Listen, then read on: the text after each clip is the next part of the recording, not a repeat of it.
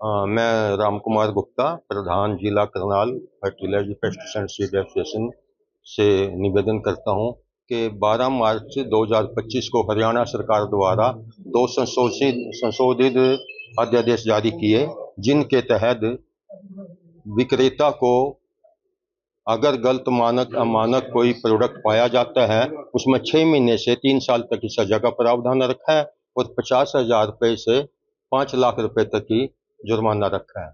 जबकि हमारा ये कहना है, जो प्रोडक्ट हम खरीदते हैं वो सील्ड होता है, बिल्कुल उसमें पैकिंग होती है, और उस मूल पैकिंग और मिल शील्ड को, मेन शील्ड को हमारा कोई भी विक्रेता छेड़छाड़ नहीं करता।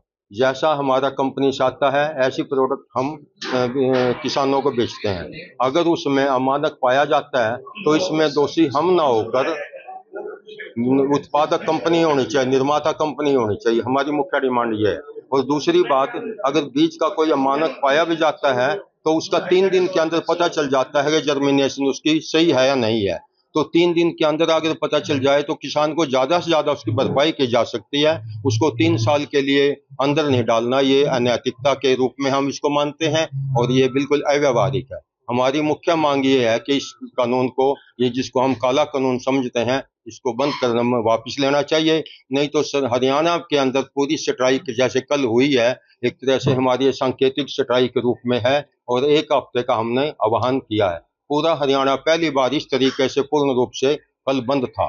तो अगर ये हमारी मांग, मुख्यमंत्री से हमारा प्रतिनिधित्व मंडल मिला था, उन्होंने आश्वासन दिया है कि हमारे आदरणीय प्रधानमंत्री जी 14 तारीख को यमुनानगर और हिसार में आ रहे हैं, इसलिए हमें इस वक्त में थोड़ा सा टाइम दो और हम 14 तारीख के बाद आपसे मिलेंगे और इसमें जो भी आपकी समस्याओं का समाधान होगा हम करने का प्रयास करेंगे। ऐसा मुख्यमंत्री ने आश्वासन दिया है हमें।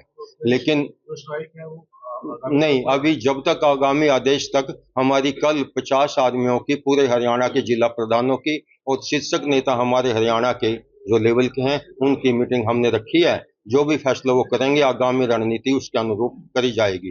तब तक के लिए स्ट्राइक बरकरार रहेगी, हमारा ये निर्णय है। सरकार सीएम साहब से ही बात हुई थी, इसके बाद कोई बात नहीं हुई अभी तक। ना किसी और ने हमको अप्रोच किया और ना ही हमारी कोई बात हुई। लेकिन अपने तौर पे हमारे सभी जितने डीलर भाई हैं खाद बीज दवाई के, उनके साथ ये जो अन्याय होने जा रहा है, वो यूँ समझते हैं कि हमारी दुकानें हम चलाने के काबिल नहीं रहेंगे और बंद करनी पड़ेगी। इस आशा को लेकर हम अपना मतलब आंदोलन जारी रखेंगे। जिले में 800 के लगभग हमारे खाद बीज दवाई के विक्रेता हैं और करनाल में 125 के लगभग हैं हमारे। राम कुमार गुप्ता, मैं जिला प्रधान हूँ यहाँ है। इसके अनुसार तो हमारी दुकानें बिल्कुल बंद हो जाएंगी, क्योंकि इसमें सजा इतनी है कि हम दुकान खोलने लायक नहीं रहेंगे। इसलिए इसी वजह से कल पूर्ण बंद रहा है और आगामी आदेश के लिए हमारी जो स्टेट लेवल की कल मीटिंग है, उसमें जो भी आदेश होगा उसके अनुसार हम आगे आगे कार्रवाई करेंगे। और हम चाहेंगे गवर्नमेंट से कि जितना भी जल्दी हो इस काले कानून को वापस लिया जाए। इस कानून के अनुसार जो अगर जैसे हम बंद डब्बा सारा सील्ड मटेरियल बेचते हैं, चाहे सीड हो, चाहे पेस्टिसाइड हो, चाहे फर्टिलाइजर हो, तो गवर्नमेंट हमारी कोई उसमें जिम्मेवारी नहीं है, क्योंकि जो जो पैक आ गया हमने एज इट इज फार्मर को दे दिया है। फार्मर को चला गया तो हमें उस हमारे पास कोई ऐसा मीटर नहीं है जिससे हम उसको ये बता पैमाना कोई भी नहीं है कि जिससे हम ये पता लगा सके कि भाई इसमें पूरा मटेरियल है या नहीं है।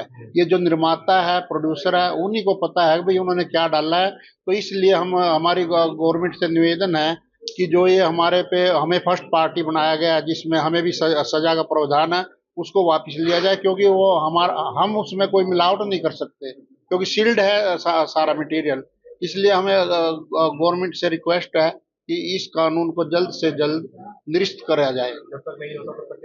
तब तक बंद रहेगा।